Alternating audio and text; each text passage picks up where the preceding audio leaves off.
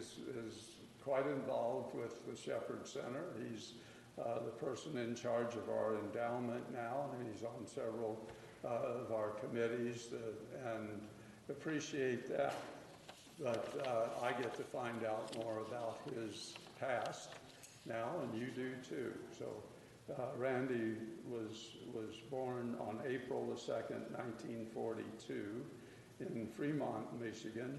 Grew up outside Newaygo, Michigan, population 1,400. And his college was Michigan State University. Purdue has trouble with them every once in a while. And he graduated with a BS in 1964. His medical school went to the University of Michigan. I'm familiar with them too. And graduated in 1968. He served a medical internship at Yale University School of Medicine from 68 to 69, residency in pathology at the University of Michigan, 69 to 73, U.S. Air Force, rank of major pathologist at U.S. Air Force Hospital, Andrews Base in Maryland, and assistant professor of pathology at the University of Texas School of Medicine, and practiced pathology from 76 to 2008 at Methodist Hospital and in the Department of Pathology at Indiana University School of Medicine. Had a residency, residency program director for pathology in the department at Methodist Hospital and IU School of Medicine. And he's had an interest in Russia and Russian history since junior high school.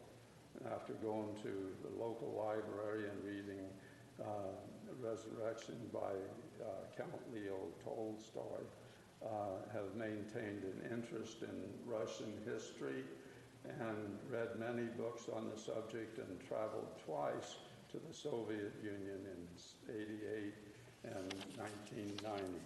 Please help me welcome Dr. Randall Strait.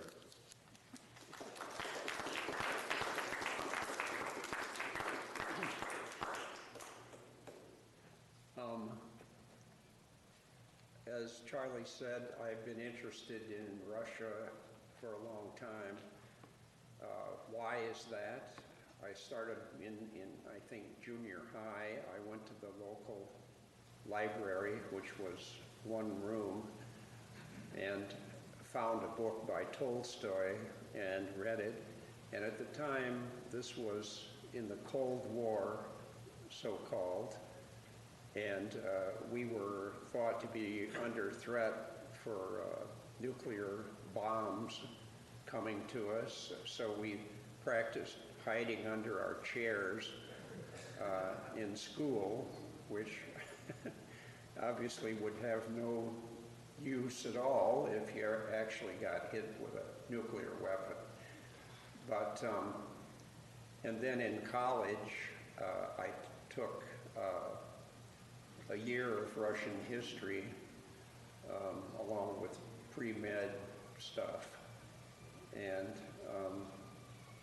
have read several books, which I'll get into later. But let's show the DVD now. A masterclass brought to you by the Foreign Policy Association. Topics 1, 2, and 3 are non-traditional in nature. They're not the stuff of old-fashioned geopolitics and geostrategic struggles among major powers. For these next 3 foreign policy challenges, Russia and the United States, Myanmar and ASEAN, and the Quad Alliance, were on more traditional terms. Today's topic, of course, is U.S.-Russian relations. We begin with an overview of the Russian Federation. It is an incredibly large nation state. The Soviet Union was the largest country in the world. It broke up into 15 different countries, and yet the Russian Federation, which of course succeeded it, remains the largest country to be found. Its population is at 146 million. It is the 11th largest economy in the international system. And finally, and quite importantly, the Russian Federation is a nuclear superpower. So where does Russia get its strength? Part of it is leadership. Since the beginning of this century, Vladimir Putin has been the dominant political actor in the country. He has been quite stable and consistent in his leadership, even though there are many Western objections to his style and to his foreign policy. At home, he has kept that country together. Secondly, you have a very strong military, both conventional and nuclear. That gives Russia a great deal of global strength and presence. Thirdly, the diplomatic corps is impressive, and the intelligence agency is pervasive in the international system. The Russian predecessor, the Soviet Union, like its predecessor, the Russian Empire, had a very large diplomatic footprint that has not changed. And finally, Russia is home to a remarkable wealth of resources. It has more gold than any country in the world, more silver, more oil, more fresh water. It is just an amazingly large bastion of natural resources. Being able to access those resources is a separate question, but the Russians do possess them. This is the image of Russia and its leader that Vladimir Putin would like for the world to always see, sort of that rough and rugged approach, taming the wild bear that one would not want to corner. What is Vladimir Putin's strategy in foreign policy? The first is to promote autocratic or non-democratic rule abroad. Vladimir Putin will assist in undermining democratic institutions in other countries to gain favor with emerging dictators. Secondly, he is fighting in relatively modest or low intensity proxy struggles with the United States. The Russians would not directly engage the Americans. We have devastating military power in comparison. But the Russians can try to undermine our allies abroad and align with our adversaries. Thirdly, he hopes to reverse the Cold War's end. Putin has spoken about the disintegration of the Soviet Union as an historic catastrophe that should be reversed. He can make modest gains along these lines, grabbing Crimea several years ago as an example, pressuring Belarus and Georgia, Kazakhstan and Ukraine, other examples. He's not going to be able to reverse, however, the independence of the vast majority of those countries. And finally, his aim is to undermine Western unity. As long as the United States is aligned with France and England, Germany and Italy, Japan and Australia, the Russians will always be in a secondary position. He would like to see Western powers divide, disagree, and separate. And of course, he's making every effort to promote it. Without any doubt, the Russians were promoting Brexit through social media pressure. And without any doubt, the Russians are promoting divides within the West European continent over issues such as COVID mandates, immigration, and EU law between Poland, Hungary, Germany, Italy, and others. So undermining Western unity is yet another part of Russia's strategy. A very meaningful debate happened in 2012, perhaps the most impressive foreign policy debate at the presidential level. This, of course, between Mr. Romney, the challenger, and Mr. Obama, the president. It was over the strength of Russia. Is Russia our #1 geopolitical threat, or is it nuclear weapons in general, the Islamic State, climate change, or some other threat? And these two had a very impressive debate over where Russia fits in our geopolitical concern levels. Russo-American relations over time have been in flux. They've changed rather dramatically as the global context changes. This line we place on the graph we'll call neutrality. Anything above it would be warm relations, anything below it would be cool or cold relations. Up until 1917, I would say the United States and Russia were largely neutral towards one another. They certainly knew of each other's existence.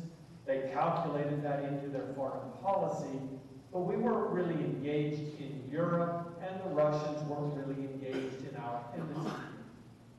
In 1917, that would change because of the Russian Revolution and the advent of the communist Soviet Union.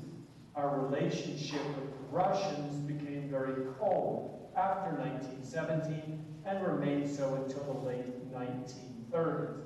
But we needed the Russians because the Soviet Union was a potential ally against Nazi Germany. It became one of the Allied members fighting against the Axis powers, and so our relationship was much warmer. It doesn't mean we cared for the Soviets, nor did they care for us.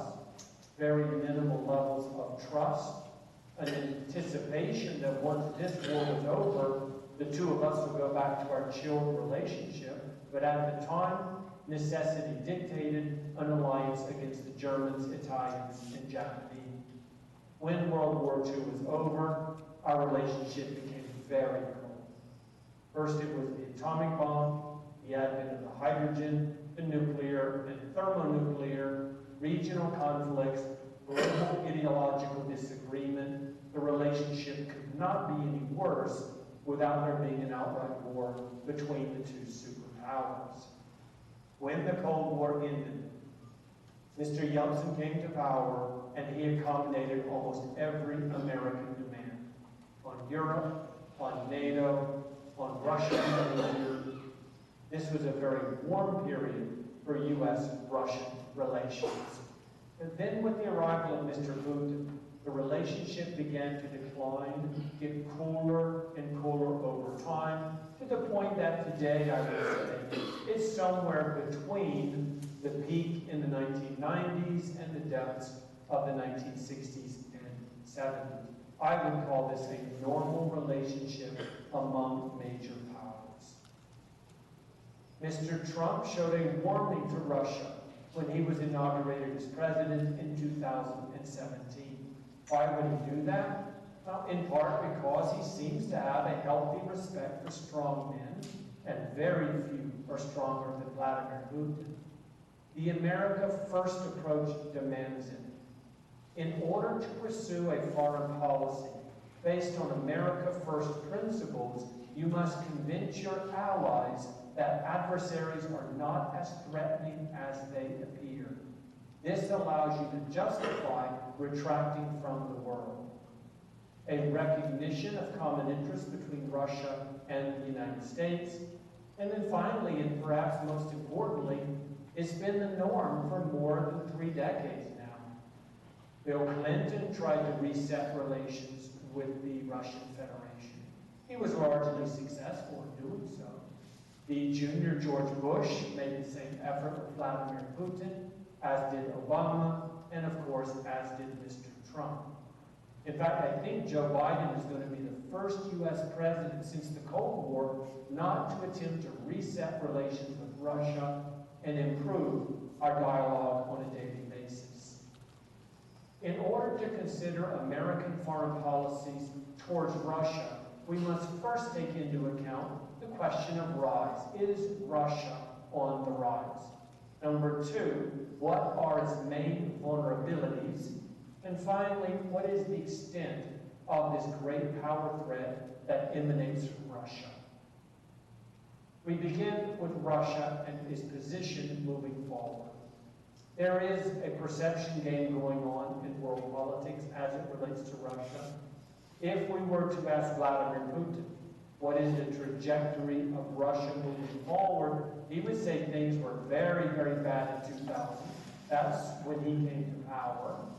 But over the course of the past 2 decades and moving forward for the rest of the century, things look rather rosy. Russia has reestablished itself as a great power. It is reasserting itself in global affairs. It is increasingly ambitious and risk-accepting. If we were to poll the foreign policy establishment members, and there are thousands of people that make up the U.S. foreign policy establishment, they would probably disagree with Vladimir Putin on everything except 2000. Everyone agrees that in 2000 Russia was in a lot of trouble. They would recognize that Vladimir Putin did straighten out the Russian Federation, did give it strength, but they're not nearly as bullish or optimistic about Russia's power and influence by the end of the century. The trend line, however, is positive. When I look at this situation, I analyze Russia, and I'll call this my reality. I see very minimal gains after 2030 and rather sharp declines around 2040. I am not impressed with Russia moving forward.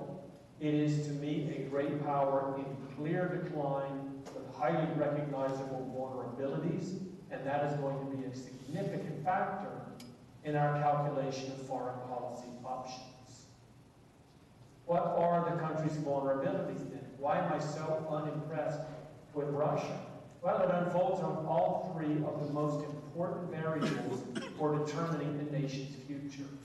You might remember this slide from the very first lecture on demographics when I expressed how population is a very important variable for determining future movement. But for the Russians, all three of these are highly negative. The geography is not very impressive. And granted, you've got lots of natural resources, you can't get to them. They're in the frozen tundra of Siberia. Insurance costs will drive you out of business. Infrastructure is non-existent. The river system is impressive in terms of linear calculation, but these rivers are not like the Mississippi, the Colorado, or so many other American waterways. Our rivers connect large population centers. It makes them perfect vehicles to navigate for trade. That's just not the case in Russia. Most of their rivers dump into oceans that no one would use, and they go towards population centers that are remarkably small. So geographically, Russia does not impress me. Geostrategically, well, when you eyeball it, you think Russia's in a pretty good position. It's at the top of the world. It dominates the Arctic. It doesn't have that many borders with other great powers. But in reality, there are four significant geostrategic weak spots for Russia. The first is what we used to call Leningrad. Currently, it is St. Petersburg. Very large, thoroughly impressive city, commercial center, large population, urban area, incredibly vulnerable. Very little way for the Russian Navy to protect St. Petersburg from a coordinated attack. Weakness number two is along the western boundary. Those are open fields. Panzer divisions could roll through them very easily, as they did in the early 1940s. This is an area of grave concern for Russia, and why I've always argued Belarus and Ukraine must be under Russian control for the Russians to have any sense of security vis-a-vis the West.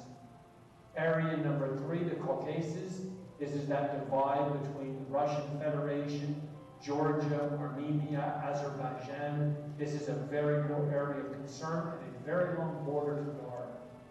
And then finally, we have that stunningly long border with China. China, an economically more impressive country. Very quickly, China is developing a more impressive military on every level except nuclear weapons. And with Chinese demands for energy increasing, you have to think that Beijing is looking northward into Siberia at all of those deposits of natural gas, of oil, and natural resources. This border, however, is far too long for the Russians to effectively guard. These are the four weak geostrategic points of the Russian Federation. And then finally, we have the demographic question about Russia. It is absolutely miserable. This is a population that is disappearing. The government has intervened. incentives for people to have more babies. That has had a modest impact, but not nearly enough to avoid the demographic cliff that Russia is facing in this century. For these reasons, Russia does not, in my opinion, pose a growing threat in any way, shape, or form to world politics, except through the possession of its nuclear stockpile. Population, as you can see from this graph, clearly in decline. But decline is not good, even for a bitter enemy of the United States. We can establish thresholds for each and every country in the world. The upper threshold is the maximum power that we're comfortable that country having, and then the lower threshold is the minimum power or strength that we are comfortable with. For every country, these thresholds move up and down the power level. For Russia, they're relatively high. But if it is within the upper and lower threshold, that's something that's manageable to us. We can deal with that. Russia today is in the manageable range. If, however, the adversary's strength becomes too high, we have to deal with it. But the good news is we can deal with it. Economic sanctions, military intervention. Saddam Hussein of Iraq became too powerful when he invaded Kuwait. That was not a difficult problem to solve. We weakened him back to a manageable level. The real problem is when the adversary's strength is too low, because there are very few levers at our disposal to deal with an enemy that doesn't have a solid base and begins the process of disintegration. Look at Afghanistan after 2001, Iraq after 2003, Libya after 2011. These were all grave foreign policy miscalculations because our interventions pushed those countries below the lower threshold, and suddenly we have countries that cannot hold themselves together. Imagine if that scenario happened in the Russian Federation, and it almost did in the 1990s. The Russian Federation itself was disintegrating in the aftermath of the Soviet Union falling apart. Unsecured nuclear weapons were a grave concern. There was an ongoing war with Chechnya, a war that the leadership in Moscow may not have even authorized, incompetent leadership at the top, and a number of near-miss second strikes on nuclear policy. On more than one occasion, Boris Yeltsin was approached with the news that the Americans have launched ICBM missiles, nuclear capable, against Russia. What, Mr. President, do you want to do about it? You have someone in office who is not mentally stable, who is far too oftentimes hitting the bottle. You do not want that question asked very often. And there he is in 1996 running for re-election. I never understood why the Clinton administration supported Yeltsin's re-election to the point that it did, offering very large IMF loans if and only if Boris Yeltsin is re-elected as president of Russia. Because he's an individual that was highly unstable and very difficult to predict. Here he is literally bombing the parliament in Moscow, destroying democracy before our eyes due to his frustration with those policymakers who would not agree with him. Moscow's grip on the country, very high during the old Soviet days, began to decline at the time of Michael Gorbachev, reaching a low point in the late 1990s with Yeltsin in power, only rebounding with the arrival of Vladimir Putin. That low point is literally one of the most dangerous times in all of human history. Because we wondered if the Russian Federation was on the cusp of disintegrating itself into a host of different countries, regions, and power centers, potentially with many of them possessing long-range ICBMs with nuclear warheads on them. What is the extent of the Russian threat to global security and the United States? We can place countries on a threat spectrum. In fact, it's not just the country that goes on the spectrum, it's the country's threats individually that go on the spectrum. On the high end are the nuclear weapons of Russia.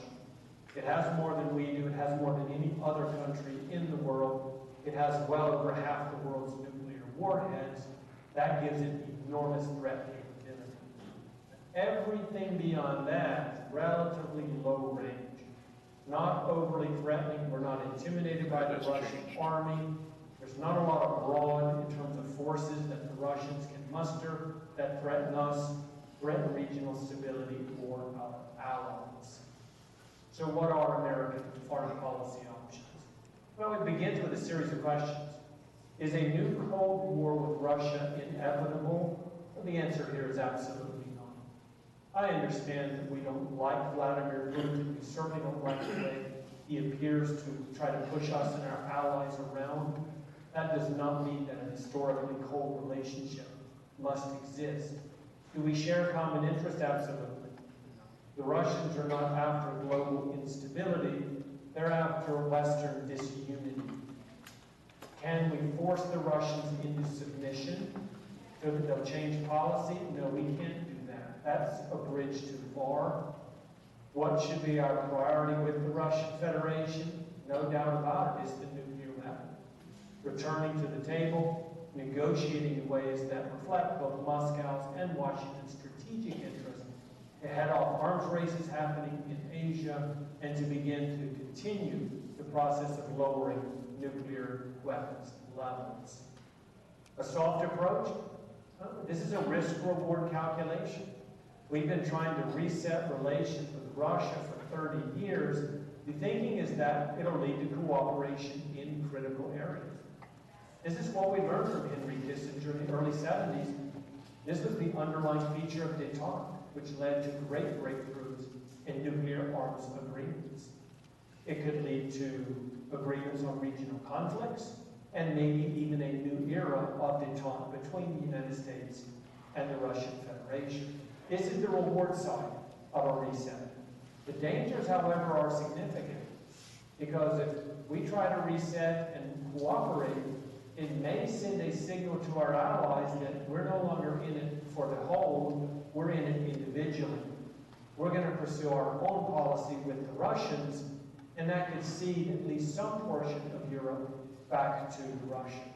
So the risk-reward of a soft policy has to be taken into account. Sanctions against Russia, always an option, probably preferred to military engagement. We have to keep in mind, however, that if we sanction Russia for its bad acts, it is going to take that out on our European allies.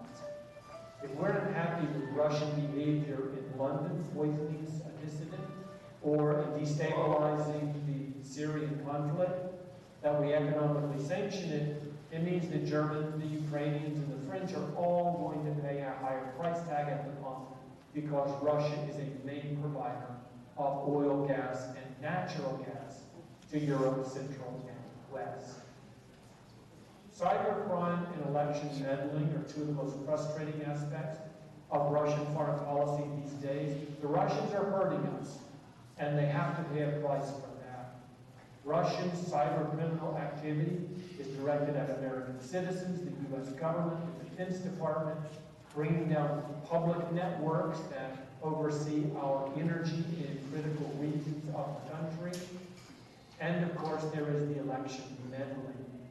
I certainly am not going to contend that Russia has determined the outcome of any American election. I don't think that is the case.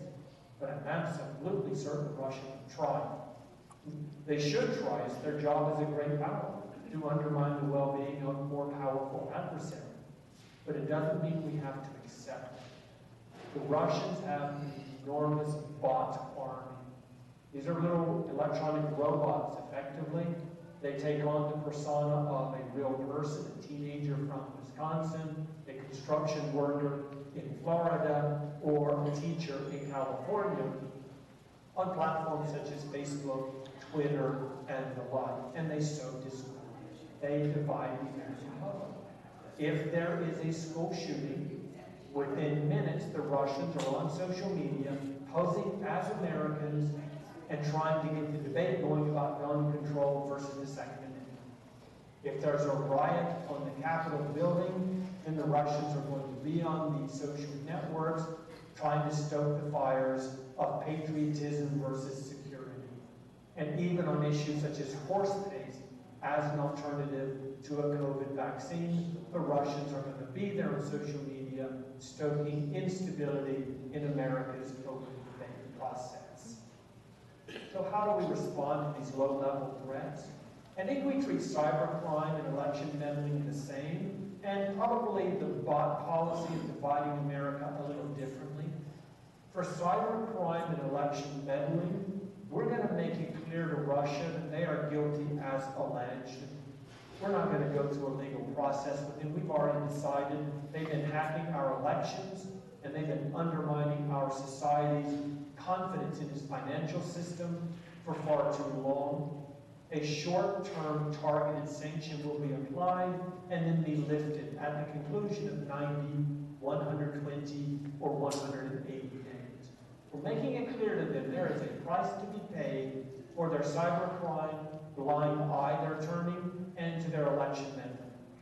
And if they come back and hit us again, those sanctions will return for twice as long.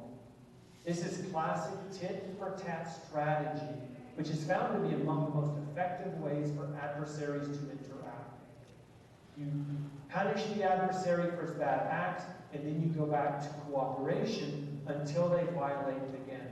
You're sending the message that their violations have consequences for them. Their behavior on social media platforms, I would put a lot of pressure on the social media industry. It has prioritized profits over American privacy and profits over American integrity for far too long. There need to be some very serious guardrails established for social media giants so that they can weed out the disinformation, the false information, and the Russian and Chinese propaganda that is flooding Facebook, Twitter, Vine, and all of the other social media platforms. This is widely recognized as a problem, but the American response has been very slow. Thank you, as always, for attending this lecture. Stay engaged and make great decisions.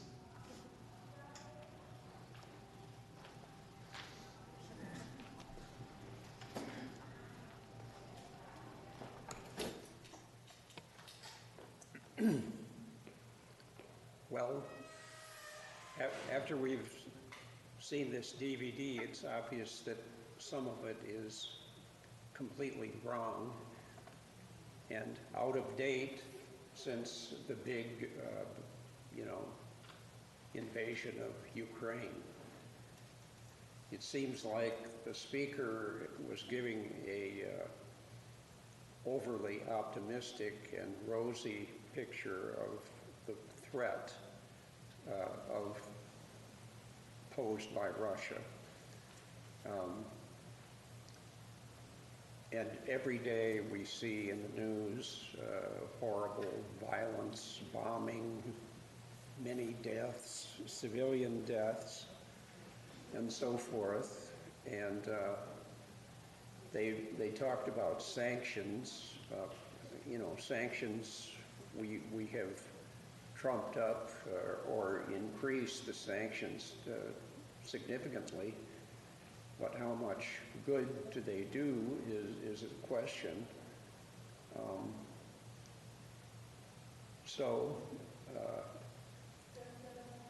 What I'm going to say, we don't have too much time before question and answer period. What I'm going to say is mainly some historical context about Russia, and also Bonnie and I took 2 trips to the Soviet Union while it was still the Soviet Union in 1988, 1988 and 1990. At that time, things were kind of falling apart as far as the governance of Russia is concerned. And soon after that, the breakup of the Soviet Union, which we are very familiar with.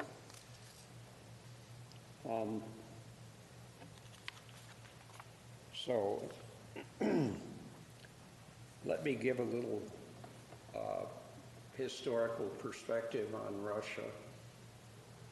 Since we are bombarded every day with the Ukraine situation, we're all familiar with it.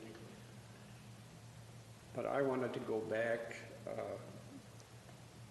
to the 1500s. You know, Russia has always almost had an autocratic, cruel dictator type person, strong man leading the country. And to the Russians, I mean, this has gone on for centuries. So they don't really know anything else.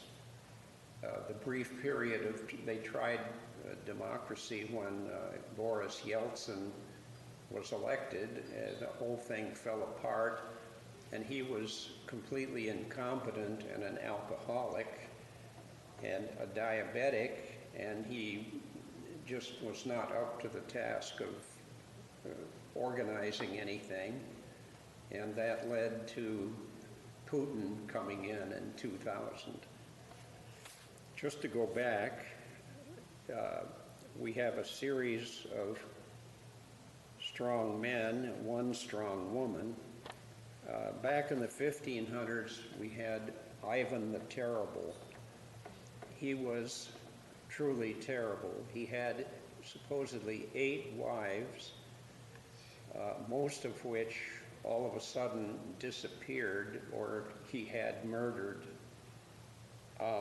He did have a bunch of children with wives and also with other women. And his cruelty is absolutely incredible. If you read about it, it's really something. I want to, just as an aside, if any of you are interested in the history of this, it's quite fascinating. There are books that I would recommend, 2 of them especially. The author is named Robert Massie, M-A-S-S-I-E. One is, the title is Peter the Great, and the other is Catherine the Great. After Ivan the Terrible, after a few other czars, which is, by the way, the word czar is supposed to be is sort of a Russian version of the word Caesar, like in the Roman Empire. It's spelled different ways, the word czar is. But anyway, Peter the Great is one of these books. It was fascinating. He was a very intelligent, although autocratic and cruel as usual. He is responsible for bringing Russia from a completely rural, backward farming country to a little more modernization. He took very lengthy trips to England, France, and Italy. He was gone for some years, and he decided that Russia needed to shape up and become more modern. So he hired all kinds of Western European workers, artists, and so on, teachers, to come to Russia, and that led to the building of St. Petersburg, which is named after him, which is really a beautiful city. The architecture is wonderful. It has many canals. Sometimes it's called the Venice of the North. And so that was a good thing. On the other hand, he dealt with his nobles, the people, you know, the nobility, his supporters, supposedly, if one of the supporters got out of line and was critical of him, he would behead them on a stump in Red Square in Moscow. He would actually have them lie down, and he took a big axe and chopped their heads off. And personally, it was rather astounding.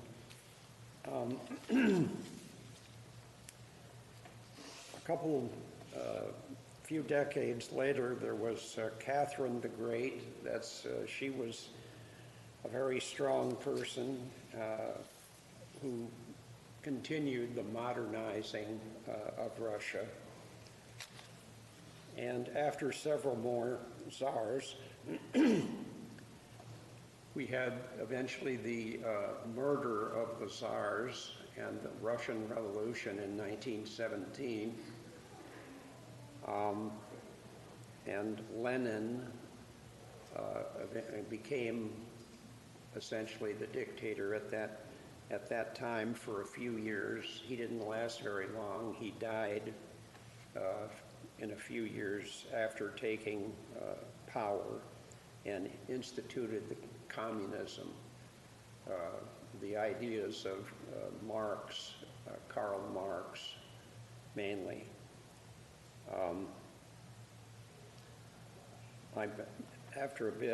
After he died, Stalin took over, and Stalin was a horrible guy.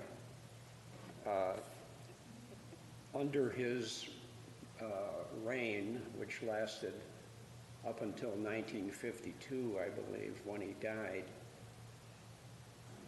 different historians have different counts of how many people were killed. These were people in his own country. It probably was in the range of 30 million people, and most of them died by starvation because they instituted a top-down system of economy and collective farms that just didn't work. They were very inefficient, disorganized, and there was a shortage of food and many other things. And so after that, we had a series of dictators, some of which are very forgettable, Khrushchev and so on. And eventually we have Putin in 2000 to the present. By the way, he arranged with his so-called legislature, which really doesn't have much power, that he is eligible to serve in his present job until 2036. And of course, this is bad. For example, you may have read about a Russian citizen, a guy named Navalny, who criticized Putin, and a little while later, he was found in Russia, or in London, England, almost dead because he was poisoned, apparently. By the way, other people have been poisoned many times that disagreed with the leader in Russia. And now, after he recovered from being poisoned, he went back to Russia, which is interesting, and tried to organize some type of resistance to Putin, and was put in jail where he remains. And they might have attempted to starve him, according to some people, but he's still living. A couple of sayings that I found to be pretty true was some people have said Russia is a third world country with a huge military. And from what we saw when we were visiting there, that's about right. It's a very, very poor country, and I think it still is. And as we saw in the DVD, the population is dwindling. The birth rate is low. There's a severe alcohol problem. Many of the men are dying early of alcohol, vodka, which has always been the drink of choice in Russia. And what time? Well, when we were visiting, we heard a saying about communism, which was extremely inefficient, slow, just hard to get much of anything done. The workers apparently had the saying, "We pretend to work and they pretend to pay us," which was pretty good, I thought, in a summary of what happens. So the Russian people over the years have suffered greatly. Of course, they've had some outstanding authors, musicians, composers, and so on, mostly around St. Petersburg. And we find, Bonnie and I had many interesting experiences that I don't really have time to go into. I guess we better have question and answers now. Okay, if you have a question or comment, raise your hand. I'll bring the microphone to you. We have to do that because... Charlie, I may need a designated person who can hear the questions. Sometimes I have bad hearing, so it may not work too well. But that's another reason that we need the microphone. Maybe. Let's see, you were number one. Somebody else raised their hand. Bernard, too. It's been a puzzle to me over the years that given the situation in the Second World War, that they were able to finally defeat the Germans in Stalingrad and so forth. How were they able to rouse the people, and the people would respond in a way that was effective? Well, that's an interesting question. By the way, in World War II, the Russians defeated the Germans. The Germans invaded Russia, and they were defeated partly, as they say, by general winter, meaning if you try to invade in wintertime in Russia, it's not going to work. So, Napoleon found that out way back, as did Stalin in World War II. I think more Russians died in World War II than the Allied countries put together. A huge number of Russians died in World War II, and I guess we should be thankful for them. They pretty much won the war, and many historians would say. No, the question, why do people put up with this? I really can't say for sure, but they do. Although they suffer greatly. Bernard? What is Putin's age?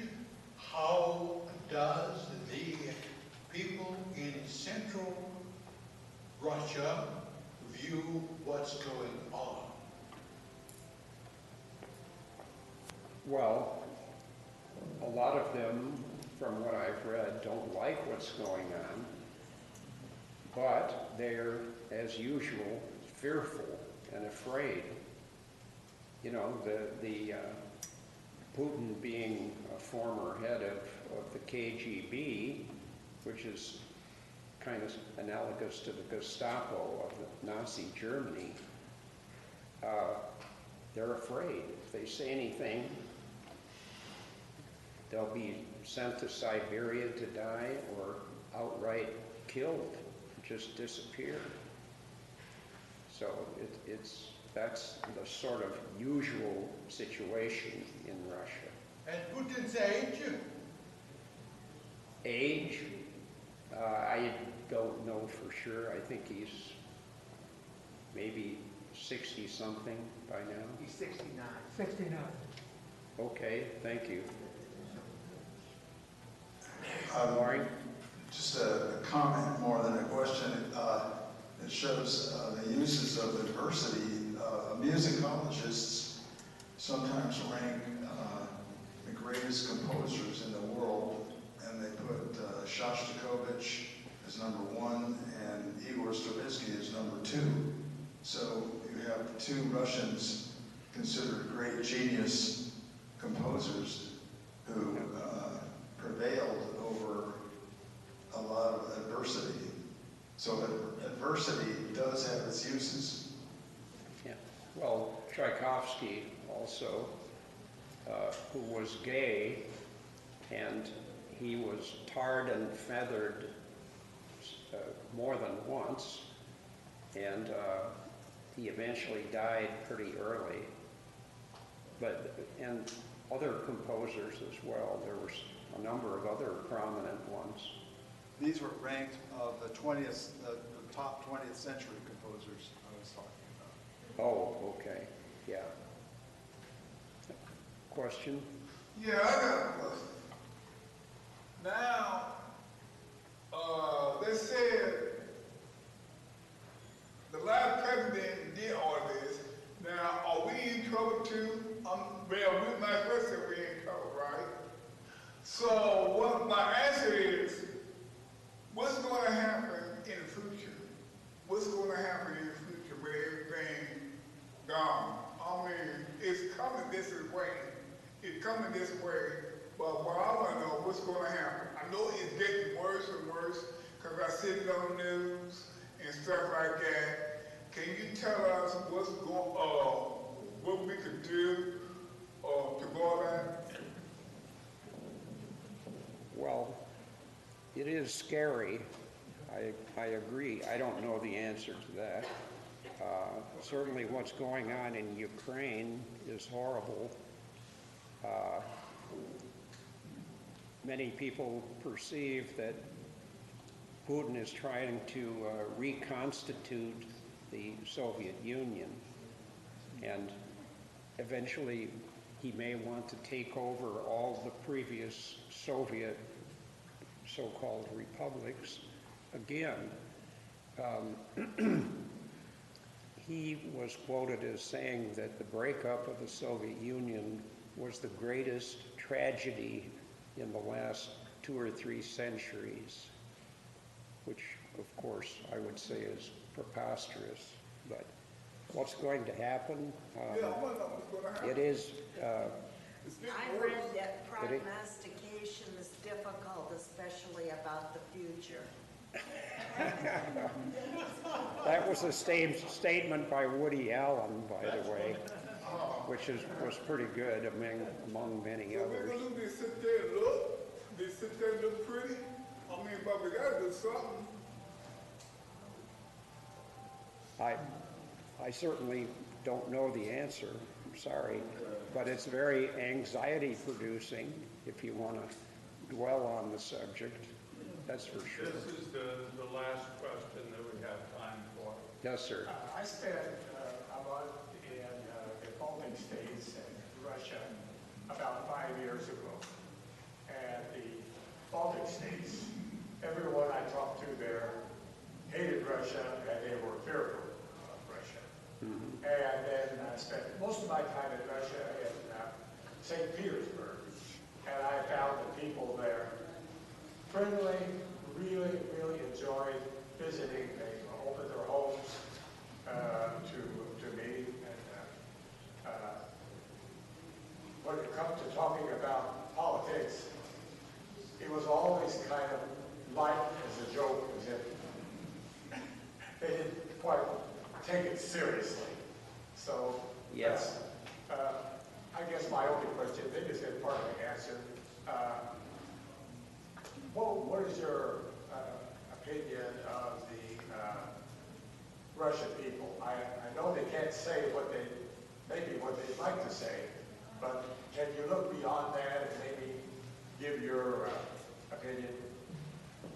Well, we found, I would say, that the same as you, that the usual, population, the people we talked to, as we went around to different places there, were very friendly, and they did not have anything bad to say about the U.S. They avoided anything very political, commenting on their own political situation. And I had the impression that several of them believed that their house was bugged, or their apartment. And you can imagine living in such a situation. It's amazingly worrisome. Okay, thank you very much. I appreciate your